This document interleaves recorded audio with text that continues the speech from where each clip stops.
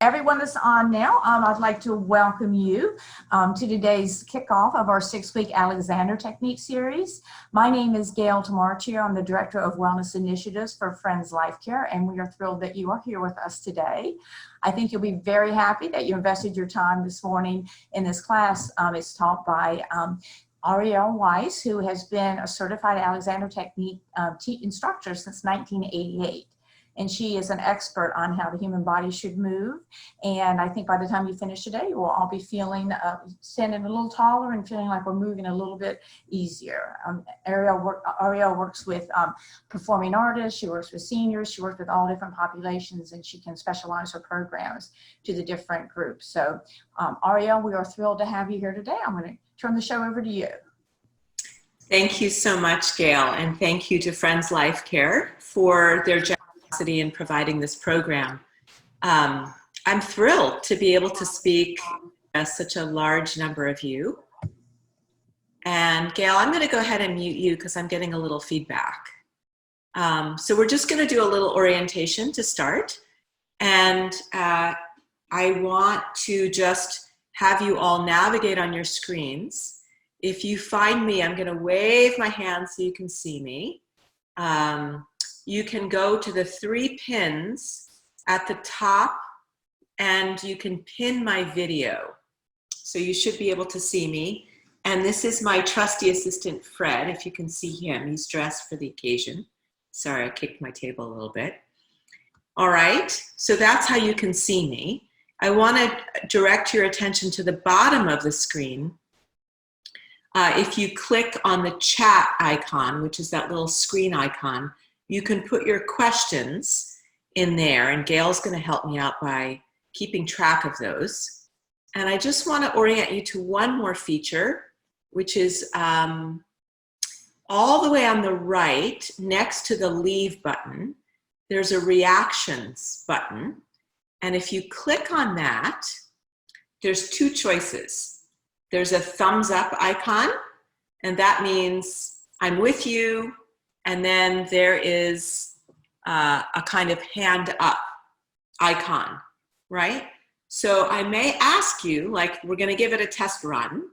If you can hear me okay, I want you to go ahead and put the thumbs up icon so we can get a kind of read on the room, so to speak. Terrific, thank you for that. Excellent. Great. So today is going to be largely to introduce you to me and to Mr. Alexander's discoveries and what they're all about. We're not going to move a whole lot today. And I just want you to know that this class is mostly about kind of mindful movement. So there's no need for workout clothes. You are going to want to have a high chair with a back for some balance work. Probably not next week, but the week after. We're going to go through a whole arc and address some of your questions. I've already seen people saying they're interested in balance and better posture, and those are certainly things we'll address. So I've decided to make a PowerPoint. There's so many of us. I'm going to kind of hop in and out of that PowerPoint, and I'm going to start my story by telling you about me a little bit. So I started training to dance when I was 4 years old, and by the time I got to college, I was working super hard, but I had built up quite a lot of tension in all my working hard.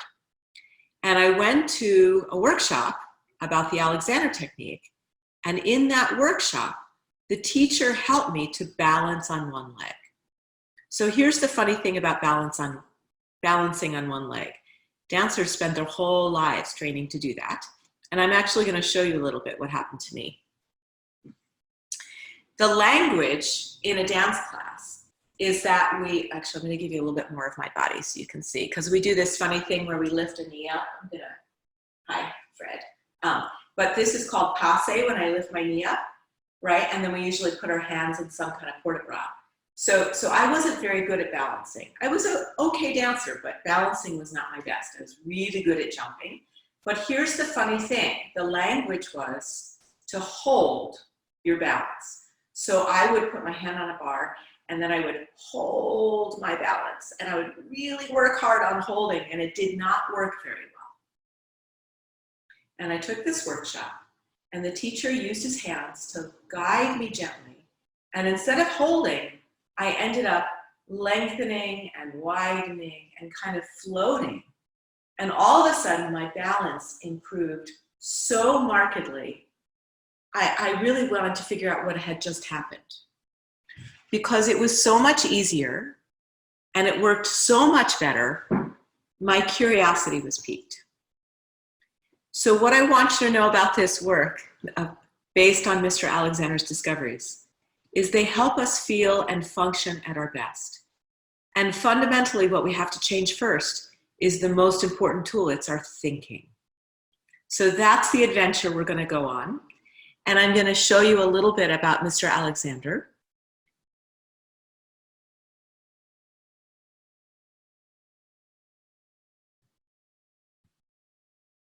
Aha. So I want to show you. Just give us a quick thumbs up if you can see my shared screen. Terrific. Thank you. So I love this picture of a little one. This is the kind of move that makes most mothers super anxious. But I just want you to notice that baby is not startled. That baby is got a look of wonder and glee and is completely upright and trusting. And I want you to know that we all started that way. Most of us aren't feeling so much like that, perhaps especially now in the time of pandemic, but I want to remind us that we all started like that. And then I have a theory. I have a theory about what happened to us. And I personally think that having us sit still all day long from the time we were quite small, and this notion about working hard and concentrating started doing this to us. So this beautiful little boy is biting his tongue. His shoulders are up by his ears, and he's concentrating. I think he's working on Legos. Yes? But what I want you to know is that biting your tongue and raising your shoulders does not help the Legos fit together. It doesn't help the math problem. It doesn't help prepare your taxes. It doesn't help you open a jar. But somewhere along the line, we start doing that. Now, the good news about this little boy is when he gets up from the table, he probably lets all that go and goes on to the next thing. Unfortunately, most of us don't. We hang on to that. That's why as a dancer in college, I had more and more tension. So now I want to tell you about this guy. This is a picture of Frederick Matthias Alexander, and he was born in Australia. I think it was 1869. And he was a young actor. His aspiration was to be a great orator of his time. He specialized in Shakespearean monologues. And as a young man on stage, he ran into a problem. And his problem was that he began to lose his voice while on stage. Now, this would be a terrible challenge to an actor. And in fact, when I go around the country teaching masterclasses to singers, I often will ask, how many of you have ever lost your voice on stage? And I'm so sad to tell you that the average response that I get from that question is usually about half the hands in the room go up, which is shocking to me. I hope it's shocking to you. And so I'm going to ask right now if any of you have ever had a problem losing your voice. So you can go to the reactions and raise your hand if that's ever happened to you. I find even if you're not an actor or singer, loud restaurants, remember when we used to go to those? That often is a time that kind of challenges people. So Mr. Alexander wasn't alone. But what happened was he went to seek medical advice, of course, and they couldn't find anything wrong with his vocal apparatus. So they advised him to go home and rest. So he did, and when he rested, his voice returned. Great. Problem was, when he got back on stage, the problem reoccurred. So here's what I want you to know about this story. Quite remarkably, Mr. Alexander decided that it must be something he did while he was reciting. So I'm going to update the language a little bit. He decided that it must be a software issue, not a hardware issue. If the equipment is fine, but it fails when he goes to recite, it must be something he does as he recites, something in what he later called the means whereby, how he went about reciting. And that was a startling kind of pivot in his story, because so many times we go and we want someone to give us a pill or give us an operation to make the equipment, fix the equipment for me. Now, I'm not saying you don't need to do that. There's certainly a time and a place for a hip replacement, and thank goodness we have those. What I want you to know is that there's a whole nother component about how you're using your movement and how quickly that wears out that hip. Are you with me so far? Give me a thumbs up if I'm making sense to you so far. I'm not used to teaching when I can't hear people, so I appreciate your feedback. Thank you. Awesome. So here we are. We have Mr. Alexander. He's a young man. He's decided it must be something I'm doing. So he decided to watch himself. He says, well, I'm going to figure out what I do. So he sat in front of 3 mirrors and he watched himself recite. And what I want you to know is that what he noticed was absolutely nothing. Not a thing. Now, think about this. Did you get up this morning and brush your teeth in front of a mirror? How much did you notice? It's so normal to you, you probably didn't really notice anything. And that's what happened to Mr. Alexander. The act of reciting seemed so normal to him, his habit snuck under the radar. But luckily for us and for him, he did not stop there. He was a young man of great perseverance, so he kept watching, and he kept watching, and he kept watching. And suddenly he was able to see the moment right before he went to recite. The moment right before he began to recite is what he later called the critical moment. It's the moment in which we prepare to do something. And this is what his critical moment looked like. Try it with me. Did you ever get super excited about a story and go, oh yeah, right? Yeah, of course you have. So do that with me, please, right? So if you gasp, I want you to feel what happens to the muscles in your neck. Can you feel them tighten? Give me a thumbs up if you can feel them tighten. Right? And I also want you to watch the movement of my head relative to my torso. Can you see my head is actually tilting back, and it's also drawing down into my body? So he went, oh my goodness, I'm tightening right where my vocal apparatus lives, and no wonder that causes me to lose my voice. So he thought he was done.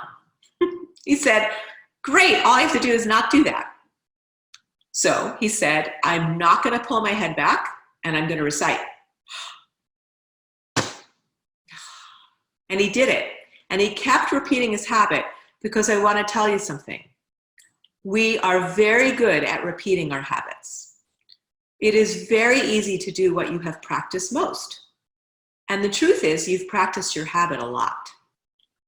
So he called that little movement of his head going back and down and constricting right in his neck, he called that a pattern of interference. Now I'm going to update his language a little bit. I'm a choreographer, don't forget. I'm trained as a dancer, so I'm a creative soul. And I like to call that like putting the emergency brake on in your car and then hitting the gas. So anyone ever do that? We've all done that, right? So here's the funny thing. You can get the car to go, but boy, it doesn't handle very well. And it really wastes a lot of gas. And it for sure wears out your brakes and your tires. So we would agree that's not very efficient. It's also not very fun. So sometimes I like to describe this work as we're freeing up your Ferrari, because a Ferrari surely drives better without the parking brake on. You with me? So we have Mr. Alexander's story. He's discovered his habits of interference. Then he had years more to develop. how to actually stop the unwanted pattern and direct himself into buoyant balance. So what I also want to tell you about his story is not only did he regain his voice, he also got much healthier in this kind of systemic way that he had no way to anticipate. Because when you put the parking brake on the Ferrari, on your Ferrari, you're interfering with all of your systems. And I don't mean just mechanically. We are human beings. I am not a body worker. I work with human beings. So I think your creative system and your empathic system, as well as your circulatory system and your respiratory system, I think all of your systems work better when they're not hindered. So Mr. Alexander was interested in what he called psychophysical coordination, which if I update the language, we would probably call mind-body now, yes? So I'm going to go back to my PowerPoint. And, there he is. This is a picture of FM, by the way, well into his 80s. It's kind of cool to see how elegant he was. So the tortoise, aha. This is one of my favorite ways to talk about patterns of interference. So if you've ever seen a tortoise, or if you can imagine one, if you startle a tortoise, it disappears into its shell. Yes? And what I want you to know about that is that not only does his head disappear, but simultaneously the tortoise withdraws its limbs. Yes? So its head, its tail, and its limbs all disappear into its shell. Now that's called its startle response. And I gotta tell you something, we have one too. Yes? And as I like to point out, there is much to be startled by. I don't know if you've been reading the news lately, but it's a little startling, yes? So I want you very gently, don't pick the most startling thing in your life. Pick something sort of kind of medium, all right? Maybe you're worried about something arriving in time or something not too scary.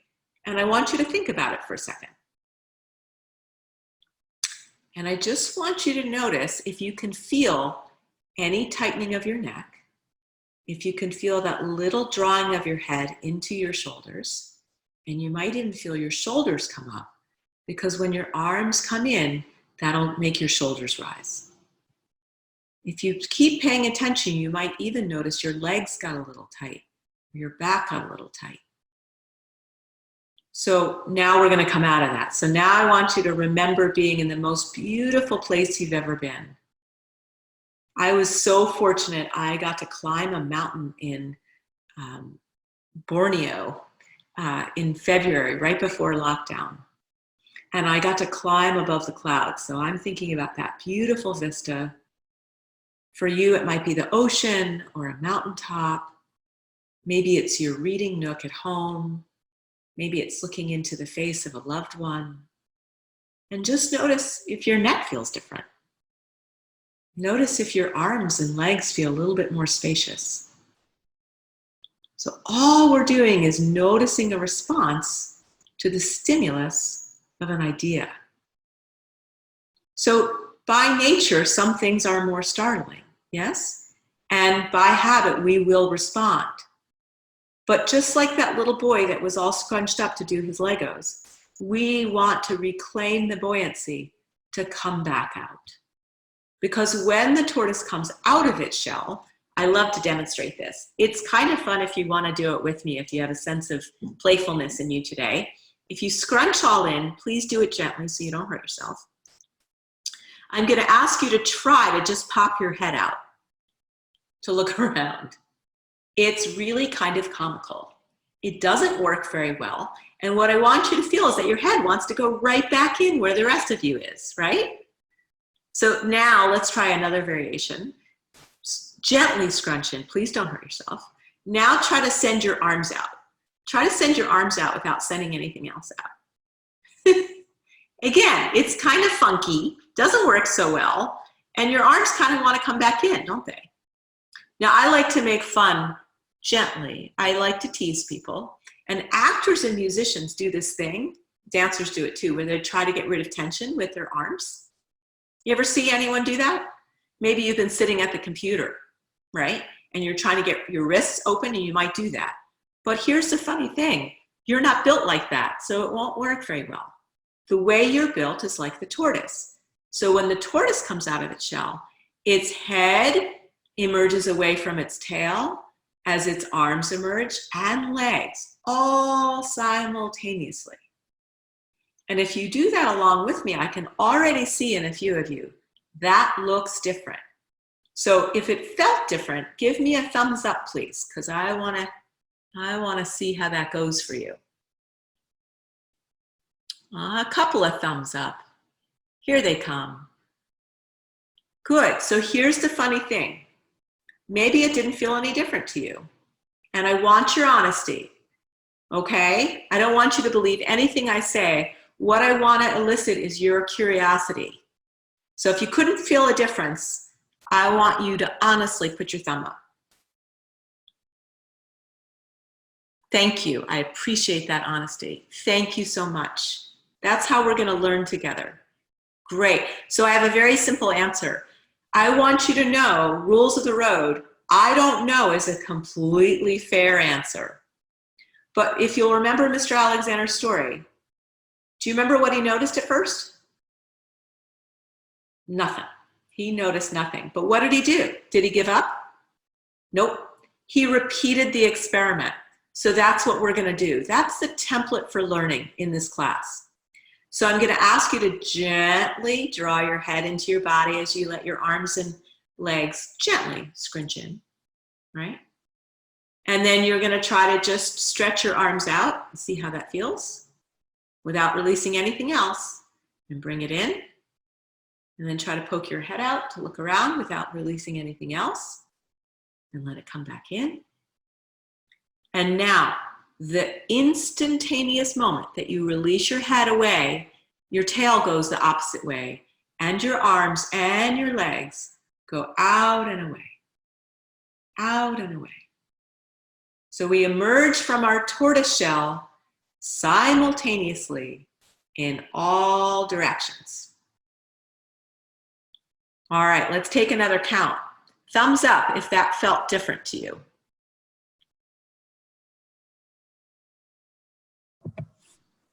Ariel, someone requested that you repeat those instructions again because they weren't quite sure what you wanted them to do. Thank you, Gail. Mm-hmm. So the instruction is that instead of trying to release one part, like my hands away, yes, or one part trying to stretch my head somewhere, that I simultaneously allow my head to free away from my tail as my arms and legs free out and away from my torso. So I'm saying your torso is like the tortoise shell, and that like the tortoise, we go simultaneously away in all directions. So for the person that asked for those repeated instructions, can you let us know if that was sufficient, or if I need to explain it another way, you let me know, okay? And Ariel, someone else wanted to know if they're supposed to be sitting or standing.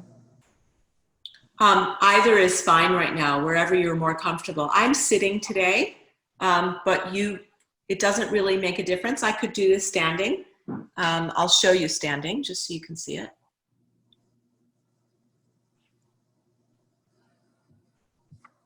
So if I contract myself, yes, this doesn't look very welcoming. As a matter of fact, there's a very iconic picture of someone doing that, where his whole body was scrunched, but his hands were up here. You might remember that picture, yes. So I'm, thank you. I got some applause, right? So I can't, it doesn't really work to try to shake my hands out, right?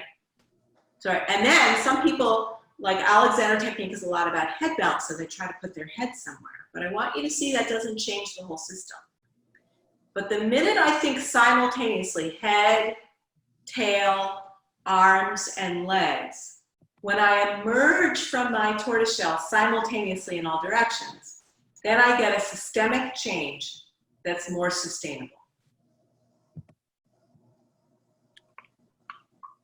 So here's the funny thing. I've been studying that for the last 40 years, and it's just getting good. So what I want you to know is there's so much Ferrari in you that you don't know about, that decide it's fun to explore that. Like, I don't mean to frustrate you. So if this isn't quite making sense yet, I just want to take you right back to the story about Mr. Alexander and say, repeat the experiment. Bring your curiosity, because guess what? There's buoyant balance inside of you that you're not using. You unwittingly have the parking brake on and you don't even know it. And my delight is to show you how to disengage the parking brake. So let's go back, because I think my next slide, is to tell you about tensegrity. So tensegrity is a term that was coined by Buckminster Fuller that is about a very strong and flexible model, yes, with suspended struts, right? So this is not a stacked building with a foundation with walls, right? This is a different, and actually I forgot to grab my toy. I'll be right back, don't go anywhere.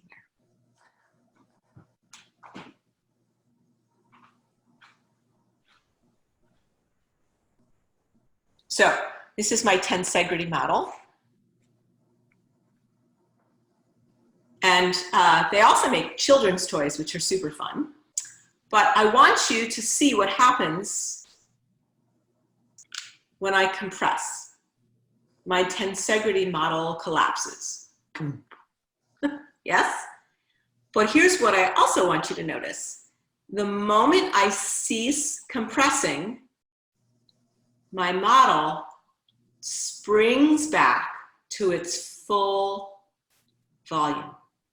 Mr. Alexander called that in us our full stature. Yes? So the action is the compressing, right? Then I don't do this, I don't pull on the strut to get it to open back up. All I have to do is stop compressing and it springs back on its own. Now, it's hard for us to believe that this is actually how we are, because most of us don't feel that springy anymore. Most of us don't feel that buoyant anymore. But we're 70-something% water. So I assure you, even though we are losing fluids as we age, I assure you there is a lot of springy buoyancy in you that you have stopped tapping into. You forgot about it. But it's there, it's hidden. And so like archaeologists, we're gonna uncover it. But it makes a difference, because if you're thinking like a little house, you know, so many times in a fitness class or a yoga class, they'll ask us to stack from the bottom up. So I'm gonna ask you to do a little experiment with me. So we are gonna stand up for a moment.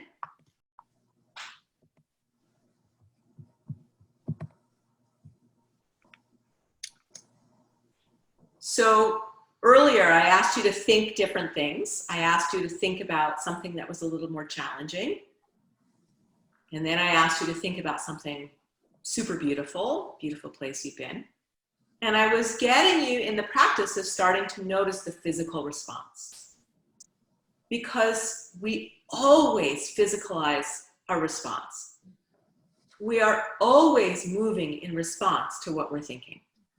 Now, the movement might be super small and might seem really subtle to you, like that little tightening of your neck, but we are always moving and embodying a response to what we're thinking. So here's our next experiment. I want you to give me your best posture. I want you to put your feet underneath your hips, and I want you to put your hips over your ankles, and I want you to put your shoulders, and I want you to stand tall. So I'm going to call that a stacked model.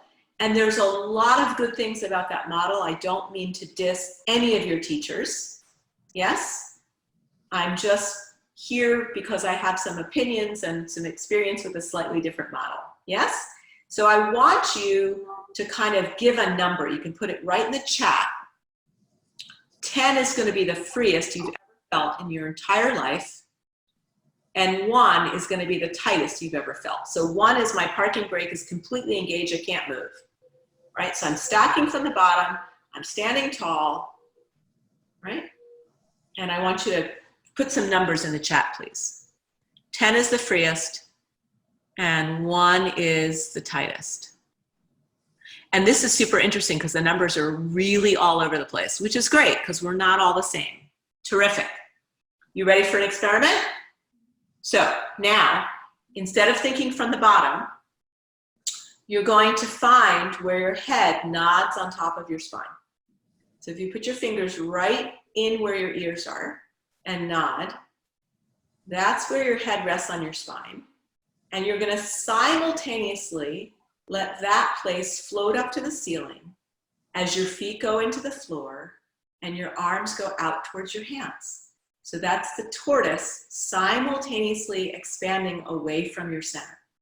My feet go into the floor, my head rises up, and my back widens so my arms go towards my hands.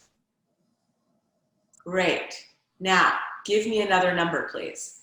10 is the freest, and 1 is the tightest. And then I want you to say, did you get freer or did you get tighter? Just because we're not going to be able to track all 260 people's, how their numbers changed. So when we simultaneously free away, did you get freer or tighter? Freer, freer, freer, freer, freer. This is making me happy. You're getting my happy dance, guys. Wow, that's like kind of impressive. That's amazing. I'm not seeing 1 tighter. Could not follow what I was saying. I apologize, Karen. So I'll tell you what, Karen, I'm going to repeat because guess what? This is an experiment is worthy of repeating. So here we go. We're going to repeat the same experiment. What I'm showing you today is that we always physicalize. We always respond in movement to what we're thinking. It might be micro movement, but we're always responding. And I want you to start to play with your ability to change that response. That's really the essence of Mr. Alexander's discoveries. So we're going to stack. We're going to stand up straight. We're going to talk about that next week. But you're going to start at the bottom and feel your feet firmly planted on the ground. And then you're going to stack your hips over your ankles. You're going to stack your shoulders over your hips. And then you're going to make sure your head is upright. So we're starting at the bottom and we're sequentially moving up. I'm calling that the stacked model. And I want you to feel how free, how able to move. Here, we're going to add to the experiment. I want you to go from this model and stand on 1 leg, please. See if you can tap a foot or balance on 1 leg. Please be safe. If you know that's too challenging, hang on to something when you check your balance, please, right? But I want you to test your balance because that will be a good tell.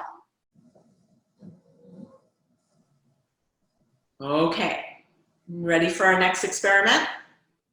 Instead of stacking sequentially from the bottom, we're going to think simultaneously from the very top movable joint here, which I called your nodding joints.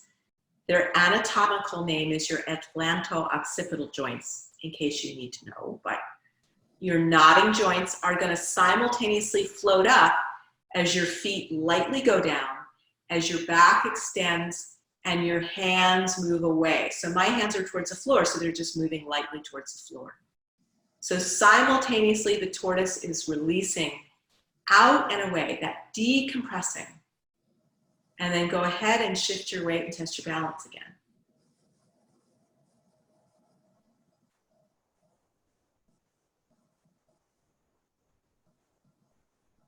So give me a thumbs up if your balance improved when you did the tortoise emerging from the shell simultaneously in all directions.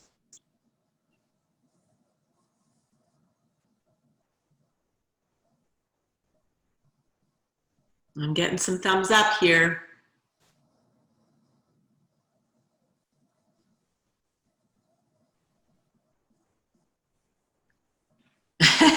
Someone wants to know how you breathe when you do this. I appreciate that question.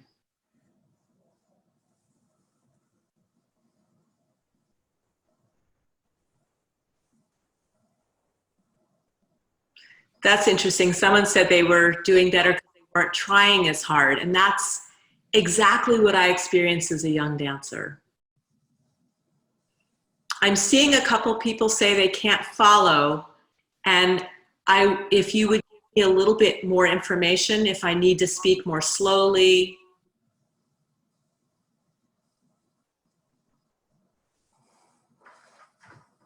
If you can give me a little more information. Someone said the stacking model reminds them of posture day in grade school. Well, sadly, they still teach it that way. So I study West Coast swing dancing, which is social dancing. And I can't tell you how many workshops I've been to where the teacher asks us to lean against a wall and then says, step away from the wall, as if you could dance like that. Let's do that another day. But sadly, that's still how posture is being taught. But I don't think it works well, and I don't want you to believe me. I've been teaching 32 years. It's just getting good. I'm just getting good at what I do. It's getting better every day. But if you just believe me, you won't involve yourself in the process, which is how Mr. Alexander made discoveries. The process he engaged in was one of self-discovery. And to do that, you have to pay attention to yourself, and you have to run the experiment. And just like scientists, they don't run the experiment once, guys.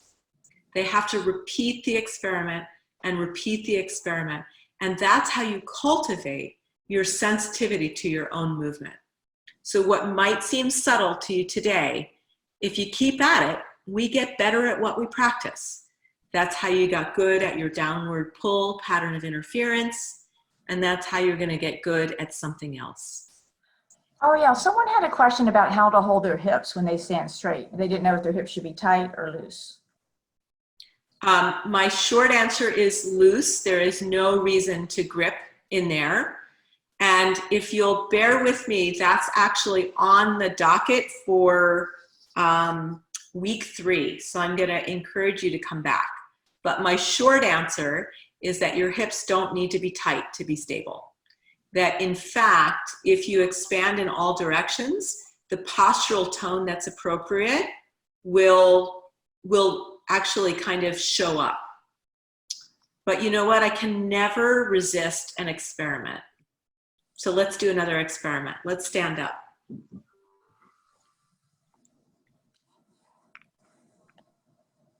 I love questions, by the way. See, I tried to put it off and I couldn't do it. So I taught at the Academy of Vocal Arts many years ago. And a singer said that he was taught to squeeze his glutes, his tush together. And some people are taught that for stability. Put a thumb up if you've ever been taught to do that. Kind of squeeze your glutes together. So I want you to go ahead and squeeze your glutes and then go ahead and balance. I can do it. I've spent years doing this, right? But now we're going to try the tortoise. So as my head moves away from my tail and away from my feet, what I want is my hips to fit in between. So if I squeeze my glutes and I push forward, my shoulders are behind my hips. So if I actually move my head away and let my hips float somewhere in between, when I balance, I'm actually much more stable and not rigid. I'm curious if you can feel that difference. So I'm still getting you to notice that when you change the thought, when you change the strategy, it changes the movement. Yes, most of us are different side to side. Thank you for that comment. But in a funny way, we don't want to train to feel the same on some side, but we do want to train for the same strategy. But that's something we can address. I'm so glad your balance is improving. And it's only week 1, guys. We get 5 more weeks at this. I think my next screen actually is talking right about what I'm talking about. Ah, look at that. Exactly what I wanted to talk about. So I love to talk about tightrope walkers because, like me, as people worry about their balance, a lot of people try to hold their balance, right? And they tighten up. But what I really want you to know is that balance is movement. It's micro movement, but it's movement. So it's also one of my favorite things to demonstrate. I actually was vacationing in Montreal, I guess it was a couple years ago now, and I was in a park and there was a guy on a slack line, which is like a very low tightrope, and I was so excited because I really wanted to try, and he gave me a little lesson because I've been talking about tightrope walkers for years, and it was really fun to try to use what I know. I wasn't terribly good at it, to be honest, but you know, I would have to practice more. But this is what I want to demonstrate. If I was mimicking a tightrope walker and I tightened my glutes and I tightened my shoulders and I tried to balance, I look like Frankenstein, right? Or if I tried to hold, I would actually fall off. If you can remember what a tightrope walker looks like, yes, they use a very long a long pole. And then there's a lot of movement, yes? Can you see all that micro movement? So I'm allowing the balance to happen by allowing the micro movement. And I don't know if you can see, but my head is actually kind of staying in the middle, and I'm letting everything underneath my head balance. So I want to shift our paradigm to thinking that you have to hold your balance to one that I have to allow balance. So that's the same model that I take the parking brake off the Ferrari, yes? And I allow that movement to happen simultaneously out of the tortoise shell. I hope that's making sense to you. I can see Gail. Did you see she was checking it out in the back? Good for you, which is awesome. Gail, that's what I want to say to all of you. This is an experiment to have such a big class. And again, I want to thank Friends Life Care for this opportunity. But when they asked me if I wanted to teach a smaller class, I didn't really want to limit the exposure. It seemed like a wonderful opportunity to share this work. But what that means is I can't follow along and see how each of you individually is doing. That's not possible with so many of you. But here's the funny thing. I want and encourage you to follow along. So when I give a suggestion, I'm going to invite you to keep experimenting with me. Go ahead and try it. Every time I talk about your head freeing away and your arms freeing away, I can see some of you doing that with me. And that's how you'll learn, because we're going to get good at what we practice together. So, Ariel, do you see the question that somebody asked? Are you saying that you hold your glutes tight is good for posture or not good? I am not saying that. Okay. You do not need to stabilize by forcing in. I'm not saying you don't need good postural tone either. But what I'm saying is if you get yourself moving out and away, the appropriate amount of postural tone will arrive, as opposed to clenching down on your glutes. But please don't believe me. What I want you to do is the experiment. If you grip your glutes and try to balance, I want you to see if that works better than expanding out and away and seeing what happens. That's what got me going 40-something years ago to want to be an Alexander teacher. So by all means, do the experiment. All right. So, and Ariel, I just wanted to say one more thing for anyone that joined us late. Just to be able to see what Ariel's doing, just be sure that you have your screen in speaker view and not gallery view. It should be up on the top right where you have a choice to select the view. I just wanted to be sure that everyone could see you. Thank you so much, Gail. Okay, so we're at one of my favorite things to teach. I keep saying I have a lot of favorites, don't I? It's a good thing I only had one child. I don't know how to have so many favorites. But I coined this term, baby wonder, when a very dear friend came to visit with her daughter and grandson. And Ben was just about this age, maybe a year and a half old. And my poor friend didn't get any sleep because Ben was very interested. Actually, Ben stayed in this room. This is my teaching space. I'm just going to show you. I have lofted ceilings in this space. Can you see? And there's a fan and see the lights? It's a very high space. And so Ben wouldn't go to sleep at night because he was doing this. He was mesmerized by the fan and the windows, and he kept looking around, right? Because that's what babies do. Have you noticed that? So I want you to notice that if I just move my eyes, I don't look like a baby, right? Or if I move my eyes and my head, I don't look like a baby, right? If I want to look like a baby, my eyes lead my head, and then my whole body follows. So I invite you to try those 3 variations with me. First, just move your eyes. This actually will cause a little bit of eye strain, so only do a little bit. Now you're going to look, but consciously don't let your torso move. Put it in a straitjacket and just move your head. Do it gently because that's going to cause your neck to pull. You're going to get a pull at the border of what's moving and what's not. So now our 3rd variation is the moment your eyes start to look somewhere, your whole body is ready, willing, and able to go with you. Now, I don't know about you, but I have a funny feeling you learned to drive in a similar era that I did. And my mother used to make a great fuss about me looking over my shoulder.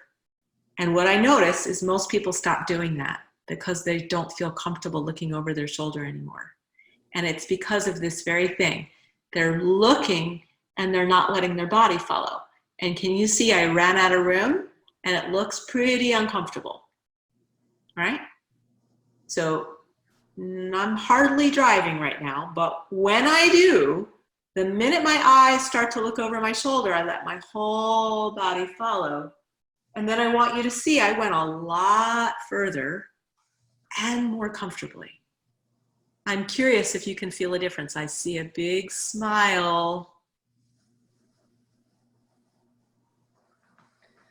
Oh, that's so cool. Someone was talking about balancing on a railroad rail using that micro movement. That's cool. Great, I see some thumbs up. Thank you for that. That helps keep me in touch with all of you. We are a big crowd today. So this baby wonder, so I just nicknamed it Baby Wonder because I love babies and I love watching babies. And I'm that person that when I'm around one, I just kind of like sit next to them and kind of soak them in. But when you're sitting at your computer, because it's an extraordinary time, most of us are spending much more time in front of a screen because maybe you're working and socializing on a screen, or maybe you're taking other courses. Yes, it's a lot of time to be in front of a screen.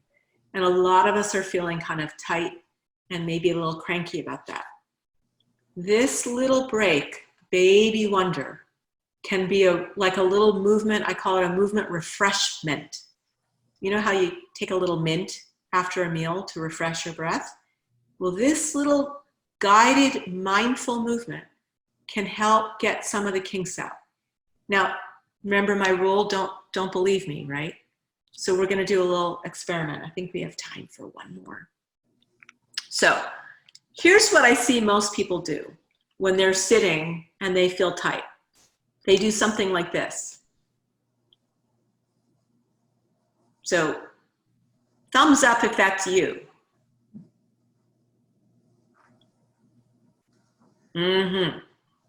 Thank you for your honesty. So we're gonna try that. I want you to do your best pulley stretch, because we've been sitting a while, and then give it a number in the comments. Like, how much freer do you feel when you do that? 10 is the freest, 1 is the tightest.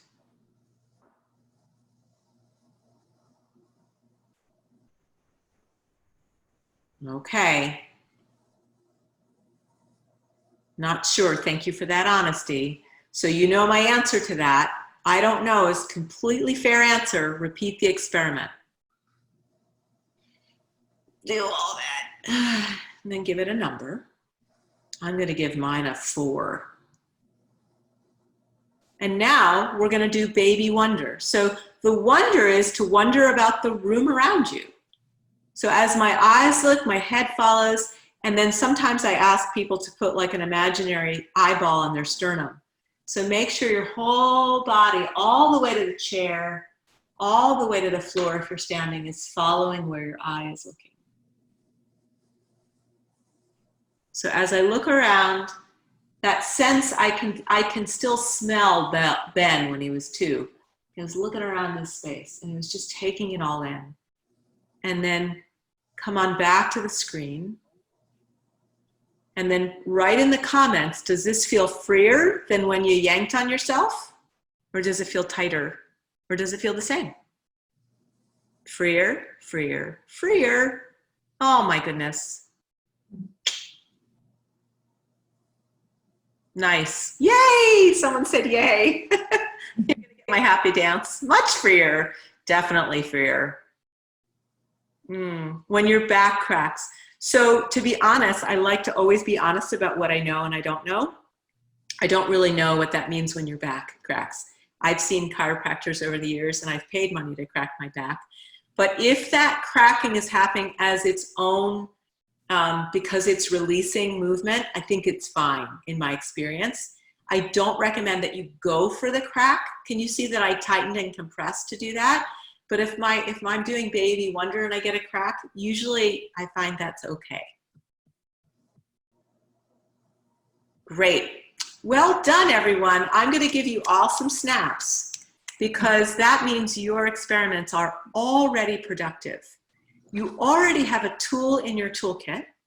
So if for some reason you're feeling fatigued or tight, right? So let's say my shoulder's tight, right? Instead of yanking on my shoulder, right, to get it to stretch out, I'm going to give you a Pepsi challenge. Remember those days, guys, the Pepsi challenge? Which is to say, oh, my shoulder's hurting. That's the stimulus. So my habit is to like yank on it, but I'm going to try something new today. I'm going to do an experiment. And I'm going to let my eyes leave my head, and then my hands move away and my legs move away. And then I just see if my shoulder actually feels better from not thinking about my shoulder, but thinking about the whole. So I just did a little hybrid move. For baby wonder, I used the tortoise coming out of the shell simultaneously in all directions. Did you notice I snuck it in there on you?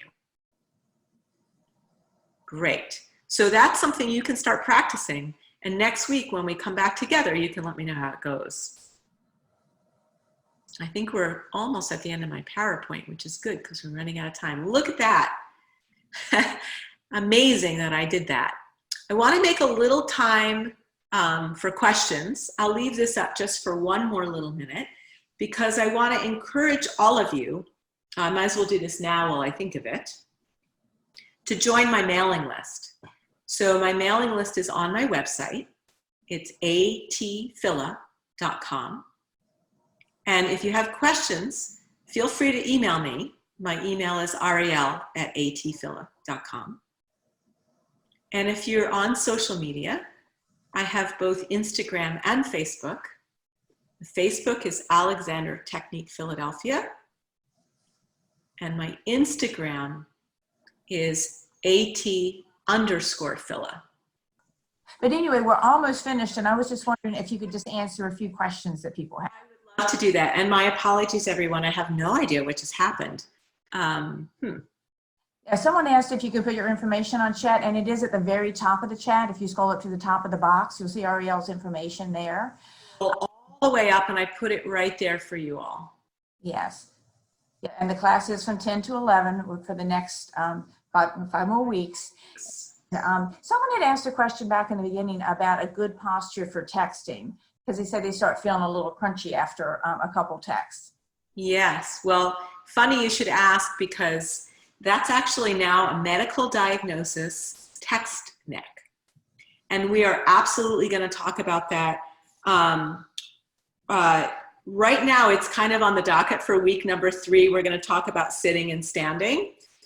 Next week, we're going to talk about posture myth busting, because so much of the time, what we're doing to fix our posture actually makes it worse. And I don't want you to believe me, but come back next week. I'm going to talk about it. And I'll try to give you a little bit of a hint next week about that. Okay, excellent. And someone said that they can't see your contact information if they joined late, so maybe you could type that in again, at the very end of the class, like how people can reach you if they missed your screen. And also, somebody had a comment that a common thing seems to be the simultaneity, the moving all parts at once. Sorry, I butchered that word. You're moving. It's like simultaneously. You're moving everything simultaneously.